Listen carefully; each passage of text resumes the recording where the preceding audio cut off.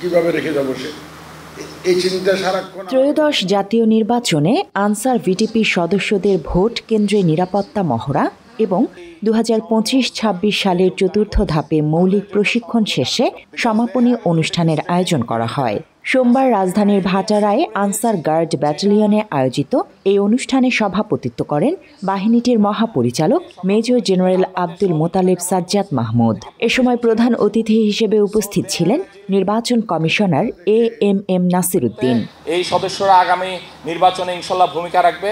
প্রধান অতিথির বক্তব্যে সাজ্জাদ মাহমুদ বলেন, বাংলাদেশ বর্তমানে সংকটময় পরিস্থিতিতে রয়েছে। আগামীতে দেশ কোন দিকে যাবে তা নির্ভর করছে ত্রয়োদশ জাতীয় নির্বাচনের উপর। আর জাতীয় নির্বাচনে ভোট কেন্দ্রে আইনশৃঙ্খলা রক্ষায় মূল শক্তি হিসেবে ভূমিকায় থাকবে আনসার বাহিনীর সদস্যরা।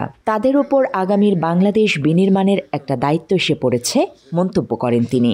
আমাদের এই ডিজিটাল রেজিস্ট্রেশন হবে একমাত্র মানদণ্ড।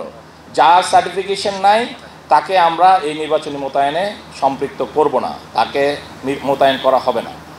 আমি আমাদের সম্মানিত প্রধান নির্বাচন কমিশনারকে ধন্যবাদ জানাচ্ছি। স্যার, আপনি আমাদের এই ইয়াংদেরকে তাদের প্রশিক্ষণ সমাপনী অনুষ্ঠানে এসে তাদেরকে সম্মানিত করেছেন। স্যার, তারা অনুপ্রাণিত।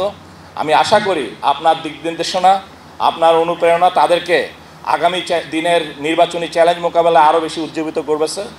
এবং আপনার এই উপস্থিতি সার্বিকভাবে আজকে পুরো বাংলাদেশে আমাদের আনসার ভিটিপি উপজেলা আনসার যে ট্রেনিং কার্যক্রম হচ্ছে সেই কার্যক্রমকেও আরো গতিশীল করবে স্যার। মাত্র 30% টাকায় জমির মালিক হয়ে নতুন বাংলাদেশের গড়ে তোলার স্বপ্ন দেখা বাংলা বসতি।